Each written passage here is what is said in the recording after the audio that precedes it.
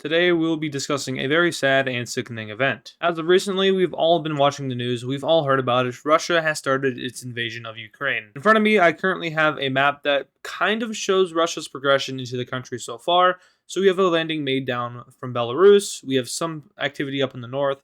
Obviously, we have Donetsk and Luhansk, and then we have Crimea. Now, this video is going to be a little bit heavy. It's going to have a lot of opinion in it because this is a controversial issue. And of course, I'm allowed to have my own opinion on this, and I will be sharing that opinion with you guys. I'm sure that this video will get demonetized in some way or another because people are dying now, and it's no longer you can't make memes out of it. That's not okay. You can't, I guess, make prediction. Well, you can't make fictional scenarios like I've been doing anymore. So anyway, let's go ahead and jump right into this. Now, in my opinion, and as I've stated, this is going to be a very opinion full video. Russia has no right to invade Ukraine, and there is no proper or real reason that Russia should be sending troops into Ukraine and killing Ukrainians, and overall just having a loss of life. You may argue that Donetsk and Luhansk are Russian provinces, and they deserve to be under Russia, and Russia's already achieved that. They have Luhansk and Donetsk as independent, I guess, countries, or as they recognize it, and Russia could have just stopped there. There's no point to keep going. You have the Russian areas under your control. Why are you invading the Ukrainian areas? And obviously, it's because Putin wants power. This is not just a Russian people are living here thing. This is a political thing. This has lots more very deep meaning behind it. Ukraine has a lot of resources in it. Putin could be after that. Ukraine could also be turned into a buffer state, which is what will most likely happen here in the future. But what we know and what Putin doesn't understand for some reason is that Ukrainian lives will be lost due to this. There is no justification that involves killing Ukrainian soldiers or citizens, and vice versa. There's no reason why Russian soldiers should be killed in a conflict just because some guy wants more power. Now, how long will Ukraine last in this war? This is the biggest invasion in Europe that we've seen since World War II, and it's a pretty big event, and this is just what I believe to be the very first section of a long area of conflicts that we're going to be seeing throughout the world in the next couple decades. It may start with Ukraine, but then it will go on to Georgia. Assuming that Finland joins NATO soon enough, maybe we won't see Finland, but we might see some kind of unification of Belarus or kind of a puppet state being set up. Or what am I talking about? Belarus is already a puppet of Russia. Maybe like a buffer state. I think that's what I was trying to refer to. So we could see that. We might see something down here in Azerbaijan. I doubt that though, because Turkey. Kazakhstan though, on the other hand, is pretty much open arms to Putin. The US and allies have no reason to defend Kazakhstan, and Kazakhstan is a pro-Russian country at this point. So Putin could just walk in there and take it without any consequences. So I think that after Ukraine and Georgia, he may focus down here in Central Asia. And with that, we get a very familiar face, which is the borders of the Soviet Union. Anyway, we're talking about Ukraine in this video and Ukraine alone. So this is the current invasion, as I've said. This is kind of accurate. It's not 100% accurate. There's been reports of stuff happening out of Odessa, but there isn't officially like any footage of said landings taking place. So I'm not sure if that's just fabricated or if it's just not being shown. I don't know. I'm pretty sure it would be being shown if there was a naval invasion. But we do know Russian forces have pushed into Luhansk and Donetsk. And we also know that Russian forces have taken Chernobyl, which is, I think, right there. It's a little bit north of Kiev, which is about right there. So knowing that Russian forces have taken Chernobyl for whatever reason, we can assume that they'll easily be able to take over these northern areas, creating a new front line that looks something like this. Now, a full-scale ground invasion has kind of yet to take place, but overall, Russia is just shelling and sending missiles all over Ukraine. We know that missiles are being sent all over Ukraine. We have reports of Kiev, Odessa, and many other major cities. There's one right here. I'm sorry, I forgot the name of it, and I probably wouldn't be able to pronounce it anyway, but that city's been hit, the second or third largest city in Ukraine. And these aren't necessarily causing civilian casualties at this time. These are mostly military targets. But overall, we do know that some civilians have died because of this so far. Well, let's talk about Ukraine's response to all this. Ukraine has been doing stuff in response to this invasion. They've shot down helicopters. I'm pretty sure there was a report of a Russian army surrendering over to Ukrainian forces at one point, which is good news for Ukraine. So we do know Ukraine is able to defend, and we do know Ukraine will defend because they've said so very clearly. So now we are assuming that Ukrainian forces are mobilizing and getting ready to counter-invade. Now overall, in the end of this war, we will see Ukraine unfortunately fall to Russia. unless internationally someone does something about it, but there is no count of NATO, the USA, or anyone getting involved in this war. This will simply be a one-on-one war between Russia and Ukraine, with the possibility of Belarus joining in. Now, moving back from the front line itself, let's talk about international response. Obviously, the West has already responded to this. The US has sanctioned Russia, and it is those sanctions that Biden has explained to be very severe, very devastating, and not good. These are maybe some of the worst sanctions we've seen put on a country. And once again, I said there would be some opinion in this video, and I'll state when it's my opinion, but this is good news. Sanctions are being put on areas that will affect the Russian economy. No, it's not good for the Russian citizens. It's not even good for the citizens of the world because it will affect everyone. But overall, we're trying to deter Russia from doing anything like this ever again. And we're showing them that, hey, we can mess with your economy, we can sanction you, and we can cripple you. But individual country response, the USA has officially sent its sanctions to Russia. All members of the G7 and 27 European Union member states have stated that they're in support of these sanctions, and they may be sending their own sanctions. Taking a look at some more international, outbreak and reaction. Taking a look at some more international outbreak and reaction, I'm using CNN as a source here. There's been some other sources, not going to name any names, that have been supporting Russia in what they're doing in some shape or form. So we're going to be staying away from those sources and use this one. Anyway, source doesn't even matter. We can see here, Paris is in support of Ukraine. We have crowds of thousands of people showing their support for Ukraine here. Obviously, for the most part, the world is in support of Ukraine. Going back to the missile thing and how Russia has been shelling Ukraine, we can see here, according to a U.S. senior defense official, 160 missiles have been fired into Ukraine at this point. Of course, we have many Western countries coming out on their own and condemning this situation. So Trudeau has already done so. Biden has done so. Boris Johnson has done so. I think France might have. I'm not sure. I haven't been keeping up to date. But countries are condemning this. And obviously, condemning a country's actions is one thing. Doing something about it is another. And luckily, all these countries are doing something about it. Talking about airspace and air travel right now, we can see here that the U.S. has expanded its no-fly zone near Ukraine, and the U.S. isn't the only one doing this. Everyone is avoiding Ukraine at this time. If you look at a map of Ukraine, you can see that there are no planes going around or in Ukraine, and there are actually just planes going into Belarus, which is interesting because Belarus has been on the no-fly list for many months now. Obviously, no one wants to get shot down, but moving on to this next post here, which is pretty interesting. We can see that a Ukraine official has came out and said that at least 57 have been killed and 169 injured following the attack by Russia. As I've stated, this isn't necessarily a full-scale invasion yet. It hasn't gotten there, but it's getting there. We would most likely see that coming in the following days with ground troops moving across the border and fully fighting the Ukrainian army. Right now,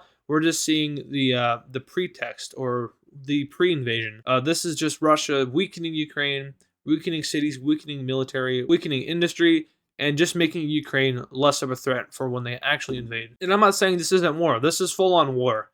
There's no denying that this is an invasion.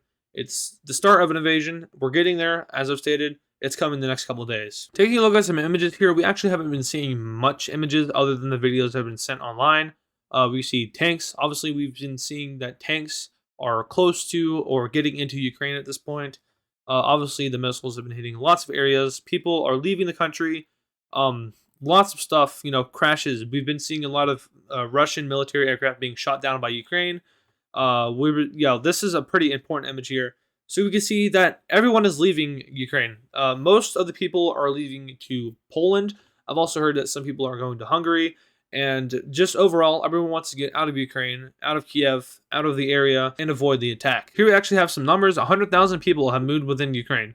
So that's a lot of people, and obviously it's for a good reason too. So here's an interesting photo. As I said, Russia currently has control of Chernobyl. They took over the site, and we can see Russian troop, Russian tank in the area. Actually, I've seen a video on this. I haven't really seen any more pictures about it. So this is interesting to me. I'm learning this with you guys as well. Here's a better map. I had this area colored in for some reason, but Crimea under Russian control, south under Russian control. Then, of course, we have Chernobyl, which sits right on the border of Belarus. And then just south of that, we have Kiev. Another interesting story, the U.S. is deploying troops to Europe. And I was about to go back to the map and talk about this, but I can still talk about it here. So the U.S. is not necessarily mobilizing, but setting up defensive along the Baltics, along Romania, Hungary, Poland, Slovakia. All those countries are getting U.S. troops. So I think at this point, the U.S. has mobilized around 12,000 troops, a little bit more than that, I think. are being sent to Europe, which gives us a grand total of 100,000 American troops in Europe at this point. And all these troops are being moved east. We have lots of military assets being moved east. We have jets, we have tanks, all moving east towards the border of Russia. This is to defend the NATO allies of the USA, and as I stated, all those countries, the Baltics, are getting U.S. support. Importantly, moving down from that, we have here Biden U.S. troops are not and will not be engaged in conflict with Russia and Ukraine. This is an important statement because some people do think World War III can break out from this. I'm not going to say that it can't, and I'm not going to say that it won't, but it's very unlikely that anything would escalate from that. Well, that leads me back to the whole NATO thing.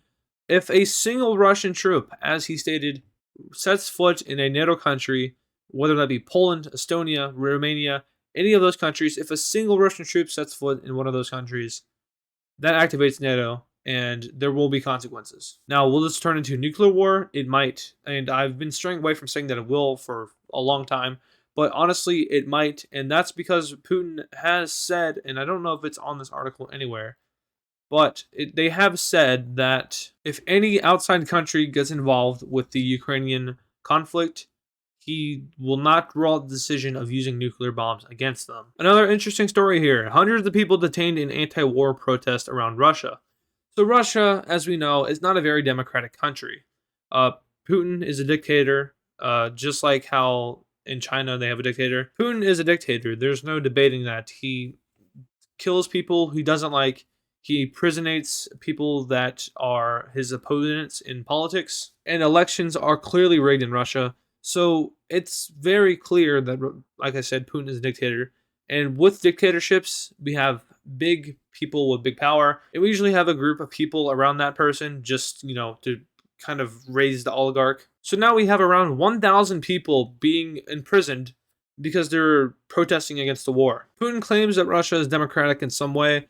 And this is just a very clear sign that it is not a democratic country. Russia doesn't want anyone to get in the way of their ambitions in Ukraine, and we're seeing this very clearly here. We're even seeing this on a scale to where it shows that Putin is willing to imprison his own people just because he wants to get Ukraine. Here we see large shelling taking place in Ukraine. Now this all started last night, and let me go into that last night's story. Moving away from that article, last night I was sitting here and I was talking with some people on my Discord, because I often do that for some reason. I don't know. I like to interact with the community. And if you want to join that, it's in the description. I'm not trying to plug it, but we've been talking about this whole thing there a whole bunch. And if you want to join in, you can join in. Just be careful what side you support. I would recommend being careful of that. We were talking, and then all of a sudden I was like, and someone was like, Russia's invading Ukraine. Now, we'll jump back to this in a second, but let's talk about how my stance on Ukraine has changed a whole bunch. So at first, with the Russian troops mobilizing to the border of Ukraine, I was always aware that there was an invasion that could take place. In my videos, I openly said that there won't be invasion because, I don't know, I have a small platform, but I don't want to really necessarily create panic among anyone until said conflict breaks out. But it has been very clear to me that Russia has been planning to invade Ukraine, and now they've done it. Like I said, at first I said Russia would not invade Ukraine, but if you've noticed up into the videos leading up to this one, I've been talking about it more and more, and I've kind of changed my opinion in what I've been telling you guys. And I went from, oh, Russia won't invade in Ukraine, to Russia might invade Ukraine, to Russia's looking to invading Ukraine. And then I think in my most recent videos, I've been saying that Russia will invade Ukraine. In my previous video, I talked about how Russian troops moved into Donetsk and Luhansk, and that was just the beginning of it. Obviously, that was the pretext to invasion. But anyway, jumping back to when I found out about the news, we were just there talking, and then I looked online, and I went to the news network, first of all, and I turned on live TV, and there were reporters in Kiev and other major cities in Ukraine, and the title said, reports of shelling throughout Ukraine. Now, at first, I thought this would just be the Donbass region, but I was quickly, informed that it was throughout all of Ukraine. So I wanted to wait and see before I officially announced it to my server, because we do news over there. Tons of news updates right now because obviously this is happening. So I waited off on calling it because I just didn't want to start a big hysteria over it just in case it was just false. But eventually it was indeed confirmed, and I announced it to everyone.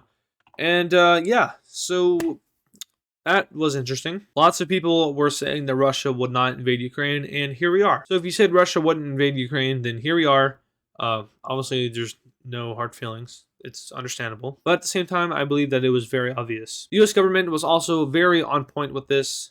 They got it pretty much exactly right, which is very surprising. So Intel said that Russian troops on the border, that was correct. Russia is planning a pretext for invasion, correct. Russian troops move into Luhansk and Donetsk, which was, I mean, you could see that with satellites, correct. And then Russia invading Ukraine any hour now, that was correct. It happened a few hours later. So let's talk about Ukraine and what will happen to the country and what might happen to the country. Now, I don't want to freak anyone out, so I'm just going to do this quickly. Most likely, we'll see that naval landing in Odessa, cutting off Ukraine from its southern portion. And honestly, I'm just going to skip ahead to the major part of this. So we have all of the eastern area of Ukraine being captured. So everywhere east of the Dnieper River is under Russian control. We might also see some troops pushing out from Belarus. Kiev will be a very bloody battle, and the Ukrainian army is very patriotic, and it is willing to fight for its country.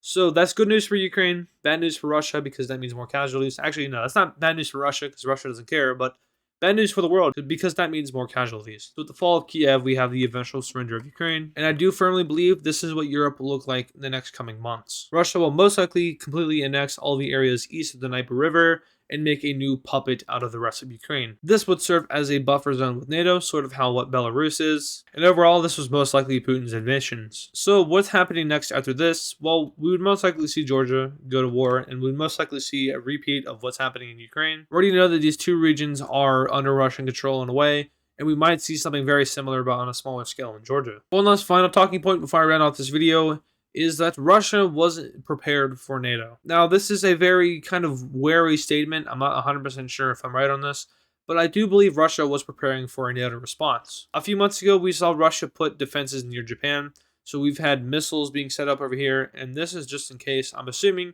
if Japan were to join the war against Russia. We've also seen Russia moving nukes and capabilities over to Kaliningrad, and I'm sure this would be just in case NATO invaded. So Russia was, in a way, sort of preparing for a NATO response, but after they realized that NATO would not get involved, I think that they just dropped it. Anyway, rounding off this video, giving my final thoughts and opinions, this is screwed up. There's no reason this should be happening.